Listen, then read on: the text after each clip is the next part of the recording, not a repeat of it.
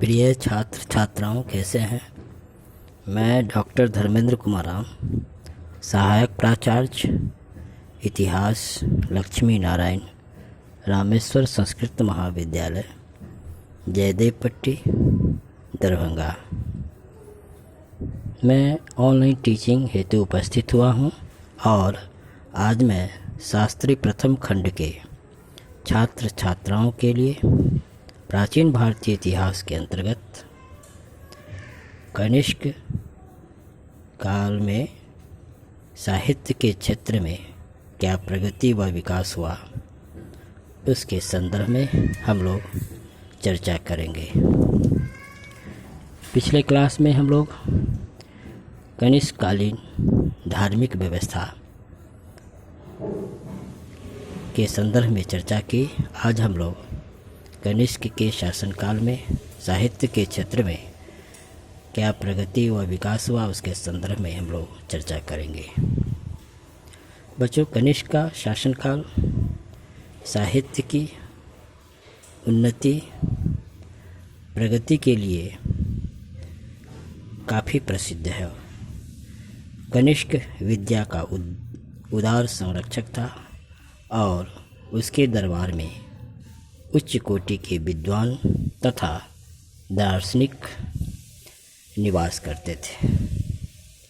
ऐसे विद्वानों में अश्वघोष का नाम सर्वप्रमुख है। अश्वघोष कनिष्क के राजकवि थे। अश्वघोष की रचनाओं में 3 प्रमुख रचना है: बुद्ध चरित, सौंदरनंद और तीसरा सारिपुत्र प्रकरण। इनमें से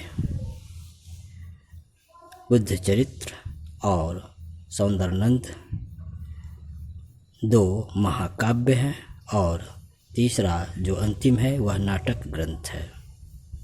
जहाँ बुद्ध चरित्र में गौतम बुद्ध के जीवन का सरल तथा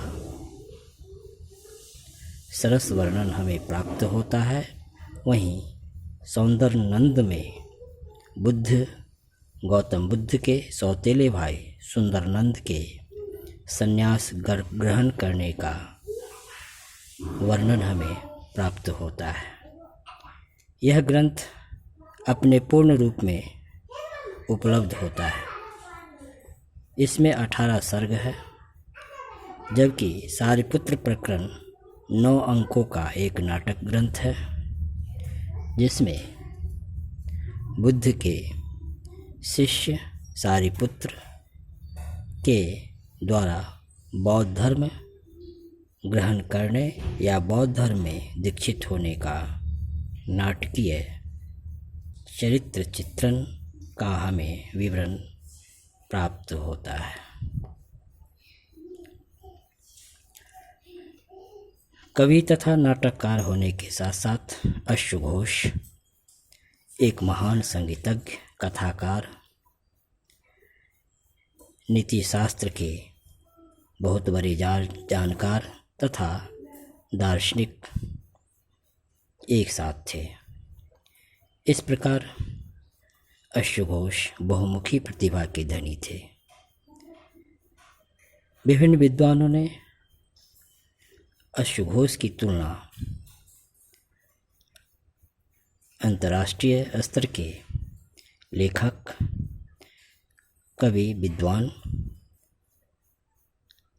मिल्टन, गेटे, कांट और वॉल्टेयर जैसे लोगों से, विद्वानों से, लेखक से, दार्शनिकों से की है। अश्वघोष के अलावे कनिष्क के दरबार में माध्यमिक दर्शन के प्रसिद्ध आचार्य नागार्जुन उसके राज्यसभा में निवास करते थे।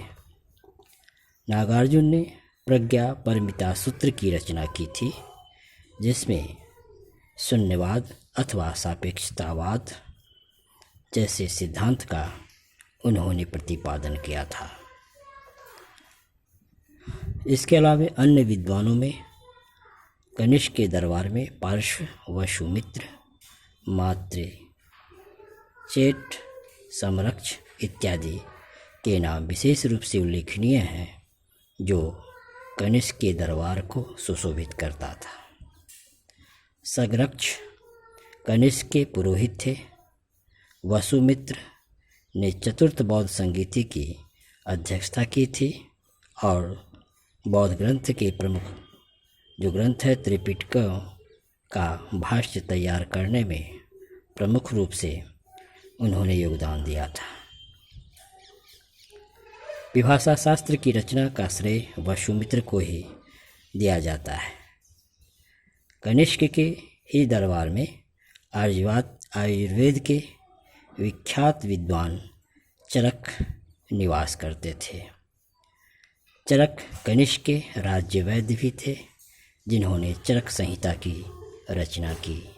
यह औषधि शास्त्र के ऊपर प्राचीनतम रचना है चरक संहिता, और इसका अनुवाद अरबी तथा फारसी भाषाओं में बहुत पहले ही किया जा चुका है। तो बच्चों, आज हम लोग कनिष्क कालीन साहित्यिक प्रगति या उन्नति के संदर्भ में या कनिष्क के शासनकाल में क्या साहित्य के क्षेत्र में प्रगति हुई, उसके संदर्भ में हम लोग चर्चा किए।